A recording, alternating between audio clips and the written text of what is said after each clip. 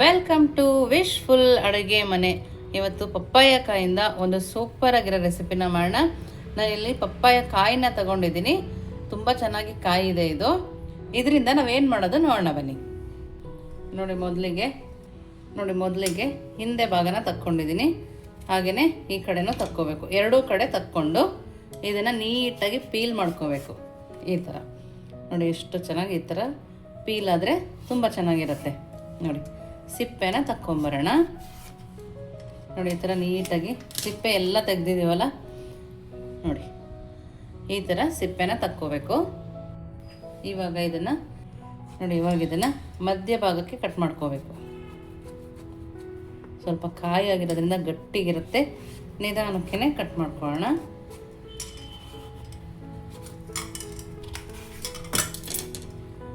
ನೋಡಿ, ಈ ಥರ ನಾವು ಕಟ್ ಮಾಡ್ಕೊಬೇಕು. ಈಗ ಬೀಜ ಎಲ್ಲ ತಕ್ಕೊಳ್ಳೋಣ. ನೋಡಿ, ಎರಡರದ್ದು ಪಪ್ಪಾಯ ಕಾಯಿ ಬೀಜನ ತಕ್ಕೊಳ್ಳೋಣ. ನೋಡಿ, ಕಾಯಿ ಆಗಿರೋದ್ರಿಂದ ಬೀಜ ಈ ಥರ ಇದೆ. ಇವೆರಡನ್ನು ತಕ್ಕೊಂಡು ಒಂದನ್ನು ಪಕ್ಕಕ್ಕೆ ಇಟ್ಕೊಳ್ಳೋಣ. ನೆಕ್ಸ್ಟ್ ಏನು ಮಾಡೋದು ತೋರಿಸ್ತೀನಿ. ಇವಾಗ ಒಂದನ್ನು ತಗೊಳ್ಳೋಣ. ನೋಡಿ, ಈ ಭಾಗನ ತಗೊಂಡಿದ್ದೀನಲ್ವ ನಾನು. ನೋಡಿ, ಒಂದು ಭಾಗದಲ್ಲಿ ಇದನ್ನು ಸಣ್ಣದಾಗಿ ಪೀಸ್ಗಳಾಗಿ ಮಾಡ್ಕೊಬೇಕು ನಾವು. ನೋಡಿ, ಈ ಥರ ನೋಡ್ತೀರಿ. ಈ ಥರ ಕಟ್ ಮಾಡ್ಕೊಂಡು ಆದಮೇಲೆ ನಾವು ಇದನ್ನು ಮಧ್ಯಕ್ಕೆ ಕಟ್ ಮಾಡ್ಕೊಳ್ಳೋಣ. ಮಧ್ಯಕ್ಕೆ ಕಟ್ ಮಾಡಿ ಈ ಥರ ನೋಡಿ, ಈ ಸೈಜಲ್ಲಿ ನಾವೆಲ್ಲದನ್ನು ಕಟ್ ಮಾಡ್ಕೊಂಡು ಬರೋಣ. ನೋಡಿ, ಎಲ್ಲದನ್ನು ಅದೇ ಸೈಜಲ್ಲಿ ನಾನು ಕಟ್ ಮಾಡ್ಕೊಂಡಿದ್ದೀನಿ. ಕಟ್ ಮಾಡ್ಕೊಂಡು ಒಂದು ಪ್ಲೇಟ್ಗೆ ಹಾಕ್ಕೊಳ್ಳೋಣ.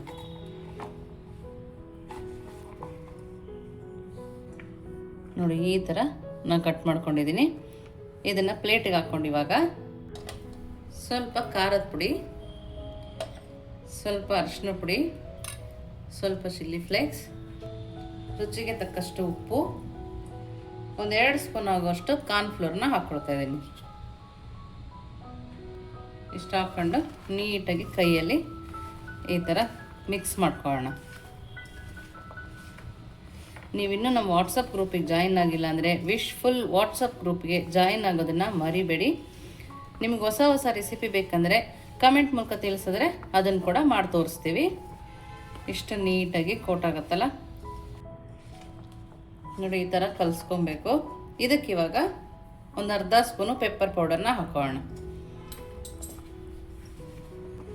ನೋಡಿ, ಪೆಪ್ಪರ್ ಪೌಡರ್ನ ಹಾಕಿ ನೀಟಾಗಿ ಕಲಿಸ್ಕೊಬೇಕು. ನೀರು, ಎಣ್ಣೆ ಏನನ್ನೂ ಹಾಕಬಾರ್ದು. ಹಾಗೆಯೇ ನಾವು ಇದನ್ನು ಕಲಿಸ್ಕೊಬೇಕು. ನೋಡಿ, ನಾವೀಗ ಇದನ್ನು ಕಲಿಸಿದ್ದೀವಲ್ಲ, ಇದನ್ನು ಪಕ್ಕಕ್ಕಿಟ್ಟು ನೆಕ್ಸ್ಟ್ ಏನು ಮಾಡೋದು ನೋಡೋಣ ಬನ್ನಿ. ನೋಡಿ, ಈ ಥರ ಕಲಿಸ್ಕೊಂಡು ಪಕ್ಕಕ್ಕೆ ಇಡೋಣ. ನೋಡಿ, ಇವಾಗ ಇನ್ನೊಂದು ಭಾಗ ಪಪ್ಪಾಯ ಇತ್ತಲ್ಲ, ಅದನ್ನು ಕೂಡ ಕಟ್ ಮಾಡ್ಕೊಳ್ಳೋಣ.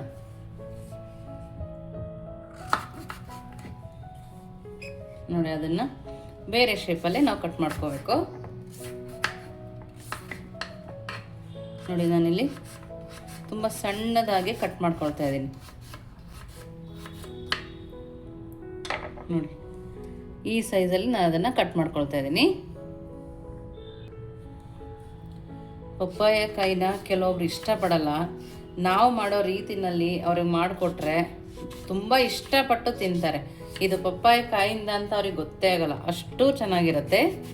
ಮಕ್ಕಳು ಕೂಡ ತಿಂತಾರೆ. ಮಕ್ಕಳು ಸಾಮಾನ್ಯವಾಗಿ ನಾವು ಪಲ್ಯಗಳು ಮಾಡಿದಾಗ ಪಪ್ಪಾಯ ಕಾಯಿನ ತಿನ್ನಲ್ಲ ಅವರು. ನಾವು ಈ ಥರ ಕೊಟ್ಟಾಗ ಖುಷಿಯಿಂದ ತಿಂತಾರೆ. ಪಪ್ಪಾಯ ಹಣ್ಣು ಕೂಡ ಒಳ್ಳೆಯದು, ಹಾಗೆಯೇ ಕಾಯಿ ತಿಂದರೆ ಕೂಡ ತುಂಬಾ ಒಳ್ಳೆಯದು. ಸಾಮಾನ್ಯವಾಗಿ ಗರ್ಭಿಣಿ ಇರೋರಿಗೆ ನಾವು ಕೊಡಲ್ಲ, ಬೇರೆ ಎಲ್ಲರೂ ತಿಂತೀವಿ.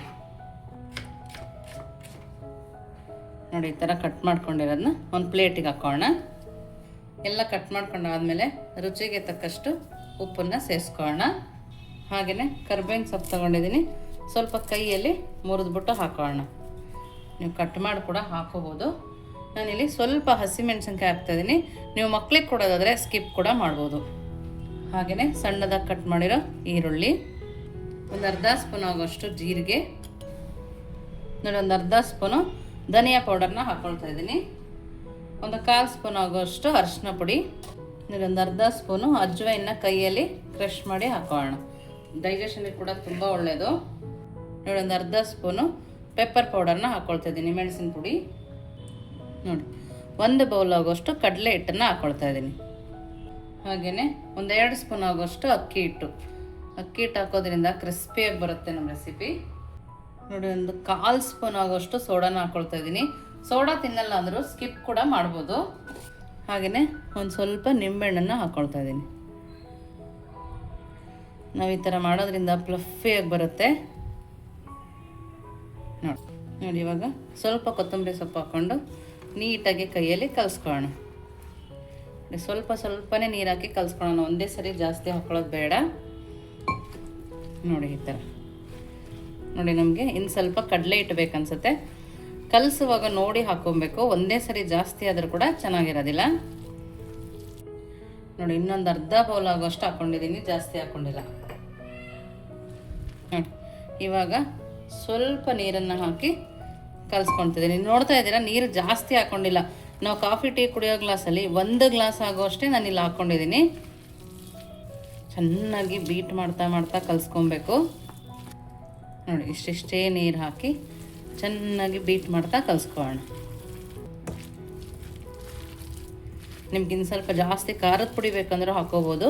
ಹಸಿಮೆಣಸಿನ್ಕಾಯಿ ಹಾಕಿರೋದ್ರಿಂದ ಖಾರದ ಪುಡಿ ಅವಶ್ಯಕತೆ ಇರಲ್ಲ, ಹಾಕ್ಕೊಂಡ್ರೂ ಸ್ವಲ್ಪ ಹಾಕ್ಕೋಬೋದು. ನೋಡಿ, ಈ ಥರ ಆದರೆ ಸಾಕಾಗತ್ತೆ. ಇದನ್ನು ಇವಾಗ ಪಕ್ಕಕ್ಕೆ ಇಡೋಣ. ನೋಡಿ, ನಾನಿಲ್ಲಿ ಐ ಫ್ಲೇಮಲ್ಲಿ ಎಣ್ಣೆನ ಕಾಯಕ್ಕೆ ಇಟ್ಕೊಂಡಿದ್ದೀನಿ. ಇವಾಗ ಎಣ್ಣೆ ಸ್ವಲ್ಪ ಕಾದಿದೆ. ಎಣ್ಣೆ ಚೆನ್ನಾಗಿ ಕಾಯಬೇಕು, ಆವಾಗಲೇ ನಾವು ಹಾಕೊಳ್ಳೋಕೆ ಸಾಧ್ಯ. ನೋಡಿ, ಎಣ್ಣೆ ಕಾದಿದೆ.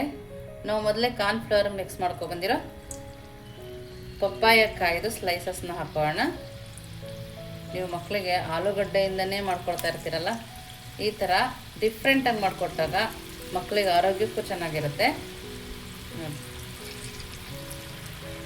ತುಂಬ ಸುಲಭವಾಗೂ ಮಾಡ್ಕೊಡ್ಬೋದು. ನೀವು ಲಂಚ್ ಬಾಕ್ಸಿಗೆ ಕೂಡ ಮಾಡ್ಕೊಡ್ಬೋದು. ನಾವೇನಾದರೂ ಡಿಫ್ರೆಂಟ್ ಮಾಡಬೇಕು, ಮನೇಲಿ ಪಾರ್ಟಿ ಇದೆ ಅಂದಾಗ ಈ ಥರ ಮಾಡ್ಕೋಬೋದು. ನೋಡಿ, ಮೀಡಿಯಮ್ ಫ್ಲೇಮಲ್ಲಿ ಇಟ್ಕೊಂಡು ಬೇಯಿಸ್ಕೊಂಡಿದ್ವಲ್ಲ, ಎಷ್ಟು ಚೆನ್ನಾಗಿ ಬಂದಿದೆ ನೋಡಿ. ಇದೊಂದು ಸರಿ ಮಾಡಿಕೊಟ್ರೆ ಮಕ್ಕಳುಗಳು ಫ್ರೆಂಚ್ ಫ್ರೈಸ್ ಬೇಕು ಅಂತಲೇ ಕೇಳಲ್ಲ, ಅಷ್ಟು ಚೆನ್ನಾಗಿರುತ್ತೆ. ಆಲೂಗಡ್ಡೆ ಫ್ರೆಂಚ್ ಫ್ರೈಸ್ ಬೇಡ, ಇದೇ ಬೇಕು ಅಂತಾರೆ. ನೋಡಿ, ಗರಿಯಾಗಿ ಬರ್ತದೆ ನೋಡಿ.